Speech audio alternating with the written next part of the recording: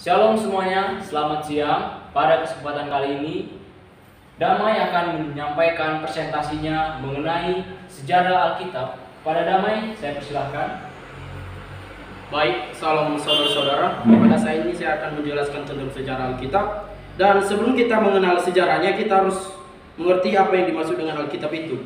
Jadi yang saya paparkan di atas, apa itu Alkitab? Alkitab adalah suatu pernyataan, pesan dan isi hati Allah yang disampaikan kepada orang-orang pilihannya untuk disampaikan kepada manusia. Alkitab seperti sebuah perintah dan pernyataan Allah yang mutlak yang harus dilakukan oleh manusia dan harus dijalankan. Karena pada waktu itu manusia tidak mengenal Allah yang sesungguhnya, mereka lebih cenderung menyembah Allah daripada percaya kepada Allah. Alkitab adalah kumpulan kitab yang istimewa yang di dalamnya kita mempunyai keterangan tentang iman yang disampaikan kepada orang-orang kudus. Alkitab berasal dari bahasa Yunani Biblion yang berarti gulungan atau kitab. Seperti yang telah dijelaskan di atas bahwa di dalam Alkitab kita bisa mengenal yang namanya iman. Iman itu yaitu kepercayaan. Menurut ada salah satu ahli yang bernama Franz Ayring yang di dalam bukunya mengatakan bahwa Alkitab bukanlah himpunan gagasan dari para pemikir agama yang besar, tetapi Alkitab adalah kesaksian tentang apa yang telah diperbuat Allah. Jadi kita masuk pada bagian B. Kenapa disebut Alkitab? Ada tiga yang saya paparkan di sini: Alkitab sebagai firman Allah, Alkitab sebagai penuntun hidup orang percaya, Alkitab sebagai pernyataan Allah. Jadi Alkitab sebagai firman Allah, yaitu artinya di dalam Alkitab ini kita mengetahui peraturan-peraturan Allah untuk menjalankan hidup kita di dunia ini. Jadi yang kedua, Alkitab sebagai penuntun hidup orang percaya. Dia juga konteksnya di sini juga Alkitab mengatakan bahwa Alkitab sebagai penuntun hidup orang percaya. Jadi di sini Alkitab mengajarkan kepada kita supaya kita berjalan sesuai dengan jalan yang dikehendaki Allah. Alkitab sebagai pernyataan Allah.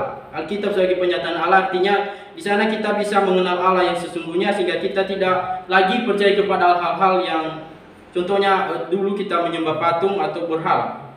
Para penulis Alkitab pada zaman dulu Allah mempunyai kepercayaan untuk menyampaikan pesannya. Yang kita bisa lihat di sini yaitu para nabi dan imam yang di sana pada zaman Perjanjian Lama dan juga pada zaman Perjanjian Baru kita mengenalnya para rasul.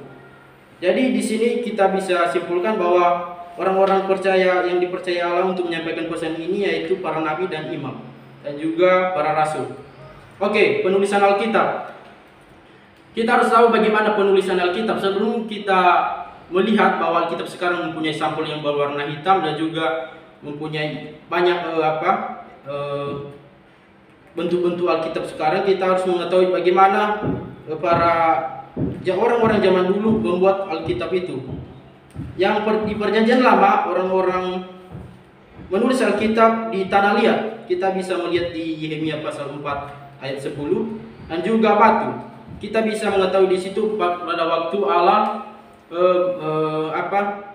menulis di loh batu 10 hukum Taurat. Jadi juga di sini di Keluaran pasal 24 ayat 12 dia menyuruh Musa untuk menuliskan kembali loh batu karena Musa pada waktu itu telah memecahkan loh batu yang telah dibuat Allah. Oke, kita masuk pada Perjanjian Baru. Penulisan Perjanjian Baru yaitu papirus. Papirus ini adalah semacam tumbuhan berbentuk tumbuhan palem dan juga perkamen. Perkamen dan velum itu berbentuk seperti kulit binatang. Oke, kita masuk pada bagian E, bahasa penulisan Alkitab. Pada zaman dulu bahasa yang digunakan Allah atau Allah untuk menyampaikan pesannya itu bahasa manusia sendiri. Yang di Perjanjian Lama adalah bahasa Ibrani, ada sebagian juga bahasa Aram, dan juga di Perjanjian Baru kita mengenal bahasa Yunani. Penulisan dalam bahasa Yunani. Dan sekarang kita masuk pada bagian F, salinan Alkitab. Oleh karena papirus tidak tahan lama, kitab itu perlu disalin ulang supaya terpelihara. Untuk penyalin kembali dibutuhkan waktu yang sangat lama karena alat tulisnya juga sederhana. Jadi orang-orang dulu karena alat-alatnya yang sederhana, alat tulisnya yang sederhana, mereka memindahkan supaya firman-firman atau Alkitab ini, kitab-kitab ini tetap tahan lama sehingga sampai sekarang ada di tangan kita salinannya.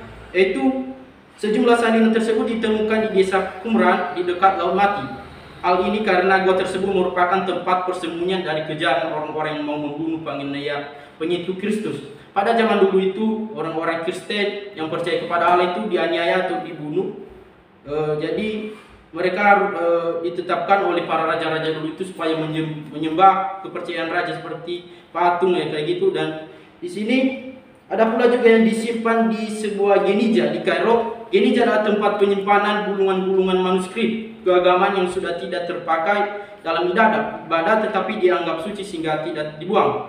Gereja di Kairo ini adalah sebuah tempat penyimpanan gulungan-gulungan kitab yang telah disalin orang-orang dulu. Jadi kita harus mengetahui isi Alkitab. Isi Alkitab terbagi menjadi dua, yaitu Perjanjian Lama dan Perjanjian Baru. Perjanjian Lama menceritakan kepada kita bagaimana awal permulaan Allah menciptakan langit dan bumi, dan juga ketika Allah mempunyai perjanjian kepada Abraham, dan juga masih banyak peristiwa-peristiwa yang ada di Perjanjian Lama. Dan juga di Perjanjian Lama ini telah dinubuatkan adanya penyelamat dan telah dipenuhi di Perjanjian Baru atau sudah digenapi di Perjanjian Baru, yaitu yang namanya keselamatan yang kita kenal sekarang Yesus Kristus. Jadi kedua kitab ini saling berkaitan, sehingga Perjanjian Lama dan Perjanjian Baru saling berkaitan, atau Perjanjian Lama telah menggenapi Perjanjian Baru, itu kita mempunyai keselamatan. Jadi kesimpulan dari makalah saya ini, jadi bisa kita simpulkan bahwa sejarah Alkitab ini benar-benar terjadi pada zaman dulu.